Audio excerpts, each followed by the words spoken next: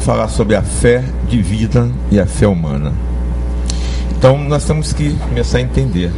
Eu vou perguntar para você, Juan, a fé, ela tem apenas o caráter religioso? A fé, ela está baseada especificamente, Renato, em crer. Então nós não podemos dizer que temos fé em alguma coisa que nós não cremos, na etimologia da palavra.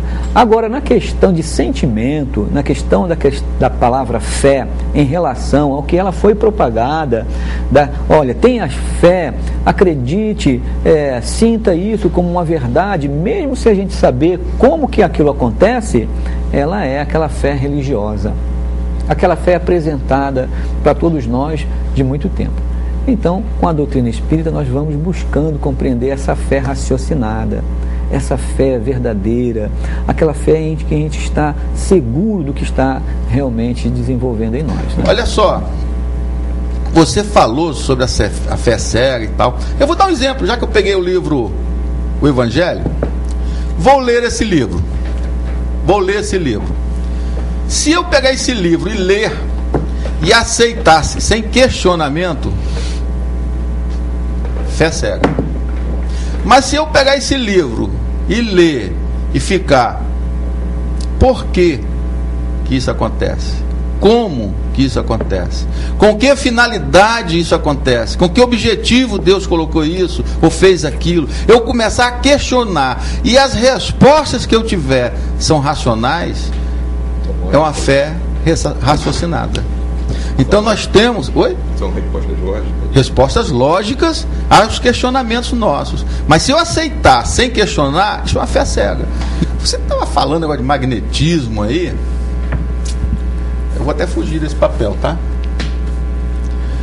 Você está falando sobre magnetismo e eu fiquei imaginando aqui essas pessoas que têm uma fé inabalável para as coisas materiais.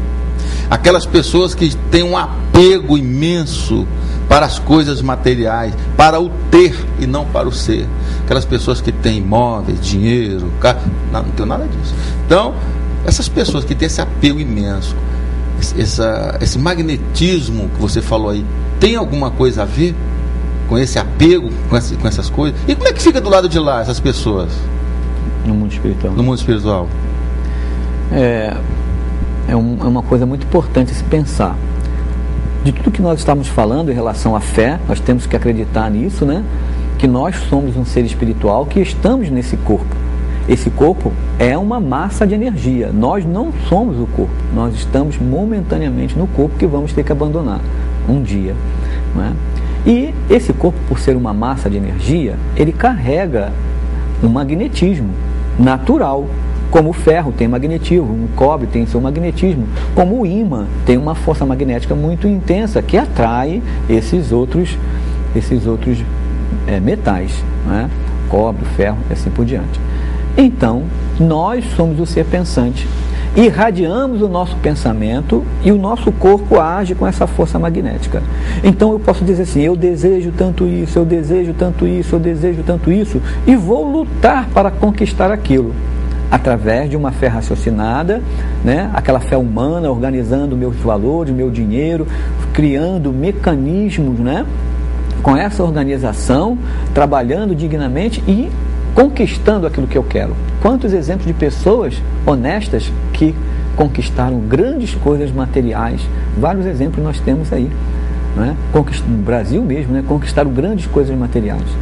Essas pessoas utilizaram essa fé humana e a fé divina também, e adquiriram esses bens materiais. Então eles impregnaram toda essa energia mental do seu corpo ligada a tudo aquilo. Se elas colocarem os valores da vida delas no que é material, quando desencarnar, o corpo não poderá utilizar mais aquilo que é material. E o que acontecerá com o espírito? Estará magneticamente, mentalmente ligado a essas questões materiais, ao apego, né?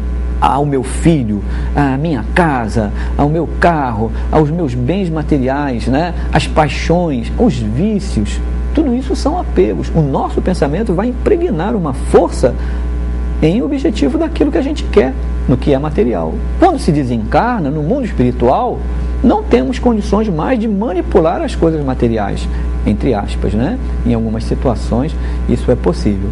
Mas o que acontece? O espírito desencarnado, então, fica preso mentalmente, magneticamente, aquilo que ele não se desligou.